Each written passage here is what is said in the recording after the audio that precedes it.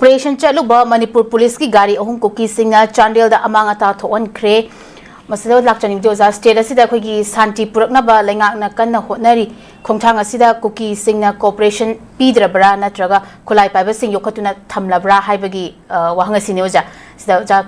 kai mot lebigi khulai paiba sing sidi khoi gi haujikti kanona bharat lengak ki aduba Ministry of Home Home gi makhada ko Ministry of Home Affairs ki makhada loina maximum haiba tare ko makhoi si accountability ma makhoi purakra bane ba aduba kanglup sing atu leina matau karamna masida violence tholei photo sini adu itargadi violence tawrei ba kangbu se masina violence tawbada akhoi thingada ba violence to restrict tawgadaba aduba kanglup tuna free hand piba guba aduba that kind of circumstance somebody leire habasi nakhai senge to sirasida di akhoi miyamna pick up thokadaba akhoi miyamna bhap tagadaba adugi tangkak tu makhai ta mangaire na thoina thamsa nanungai je oza mathangi khoi sina local body mikhal pangthok handana thamlaga chinda lawraga khungang amsung ching chakhatpa purak loi haina okram ibobina fongdokre masda lakchani mudi oza khoigi BJPSC chinda khak yam bu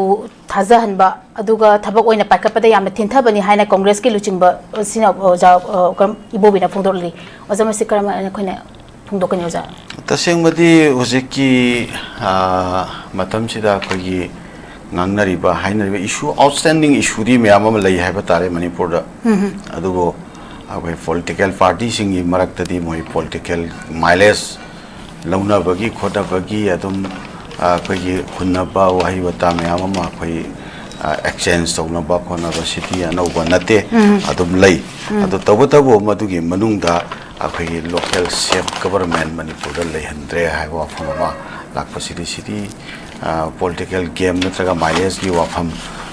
Dutonga, Tamagabako, see you are from City. Yamna chumba wafamani manipura local self government fail oire local self government fail oire base kari gino mase kanana fail oire no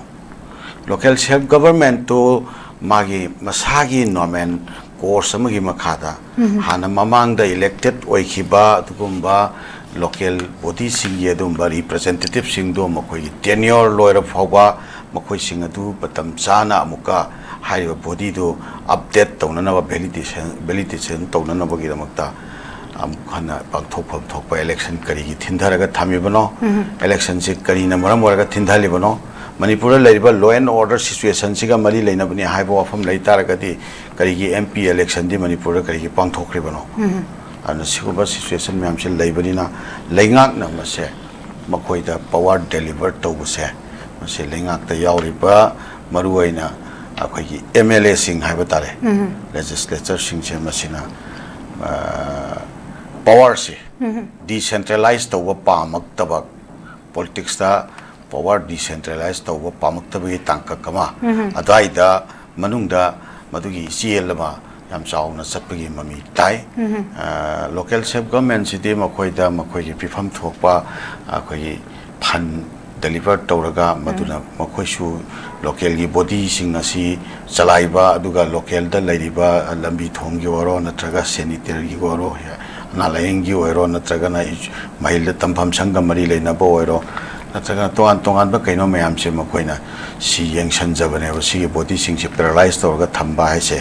Masidi, Aquay democracy, one talk lehendaba, democracy, say, Compagna, Netba, Adumba. Thongamane lobo yai political parties in markta ngangna ba hunna ba khona bagi wafam do tongana thamakan dani ko si wafam si maktia khoisu si chumde na dumaina lowe